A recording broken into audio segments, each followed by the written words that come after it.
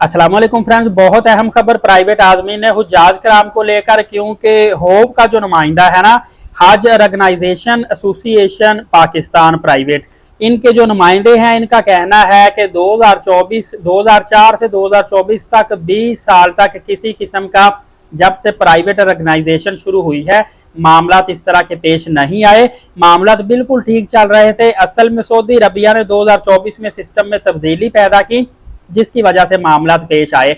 अब 2024 में Saudi Arabia ने कहा था कि हज शुरू होने से 6 माह पहले तमाम तर इंतजाम मुकम्मल करने हैं, लेकिन 2024 में बहुत बड़ा रिलीफ ये भी मिला था कि सऊदी अरबिया ने सिस्टम में चेंजिंग की थी, नए सिस्टम थे, तो इन्होंने बार बार डेट एक्सटेंड करते गए ताकि जो भी मसले मसाइल हैं साथ साथ हल होते रहे। और वैसे भी 6 माह अभी पड़े हुए थे हज में। उसके बाद क्या हुआ कि ये 2025 में भी इन्होंने जो पॉलिसी थी वो अपनी अगस्त में हज के फौरी बाद लॉन्च करनी थी। पॉलिसी 2024 के अगस्त में आनी थी, उसके बाद आगे मराहल शुरू हो जाने थे, लेकिन पॉलिसी अगस्त की बजाय नवंबर में आई है और 27 नवंबर को जाके पॉलिसी जो है वो अप्रूव हुई है। उसके बाद क्या हुआ है कि 28 नवंबर से सरकारी तौर पे पाकिस्तान की तरफ से दरखास्तें जमा होना शुरू होगी और इन्होंने प्राइवेट ऑर्गेनाइजर को रोके रखा, टूर्स ऑपरेटर को, कि आपने दरखास्तें नहीं लेनी। जब सरकारी कोटा मुकम्मल हो गया, सारा इनका मामला क्लियर हो गए, पेमेंट भी सऊदी अरबिया पहुंच गई, फिर इन्होंने 10 जनवरी को जाके कहा कि अब आप प्राइवेट तौर पर एप्लीकेशन जमा कर सकते हैं, और 14 जनवरी को जाके इन्होंने अलाउ किया।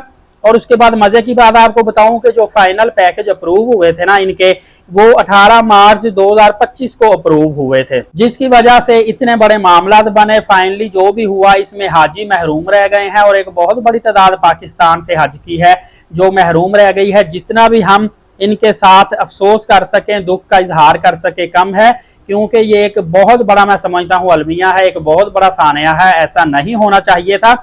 इसमें थोड़ा सा धोखा प्राइवेट ऑर्गेनाइजर ने भी खाया है कि चूंकि 2024 में जब नया सिस्टम आया था तब तो सऊदी अरबिया ने खुद ही रिलीफ दिया ना, तमाम ममालिक को डेट एक्सटेंड करते गए। तो इस दफा भी प्राइवेट ऑर्गेनाइजर ने समझा कि सऊदी अरबिया खैर है, 14 फरवरी डेट दी है, अभी हज आगे जाके जून में आना है, हो सकता है 2-3 दफा और डेट एक्सटेंड करता जाए, कोई महीना डेट और हमें मिल जाए। ये बिल्कुल रिलैक्स बैठे हुए थे, जिसकी वजह से सऊदी अरबिया ने एक दिन का भी इनको रिलीफ नहीं दिया। सिर्फ इनको एक हफ्ता 14 फरवरी के बाद रिलीफ मिला था, और उसमें भी 48 घंटे पेमेंट के रिलीफ दिया था। और इसमें प्राइवेट ऑर्गेनाइजर का कहना है कि जो सबसे बड़ी चीज होती है ना, सबसे अहम जो पेमेंट पहले हम सेंड करते, वो प्लाट अलाट कराने की होती है, मकतब वगैरह की मिना में। तो कहते वो पेमेंट हमने फौरी टाइमली भेज दी थी ताकि हमारे प्लाट वगैरह सारा कुछ अलाट हो जाए, लेकिन वो भी अलाट नहीं थे हुए। तो यहाँ पे तमाम सूरत हाल को जांचने के बाद एक चीज वाजिया तौर पर नजर आ रही है कि जो गलती है वो सऊदी अरबिया की तरफ से भी हुई है, पाकिस्तानी सरकारी नुमाइंदों की तरफ से भी हुई है, और प्राइवेट नुमाइंदों की तरफ से भी हुई है।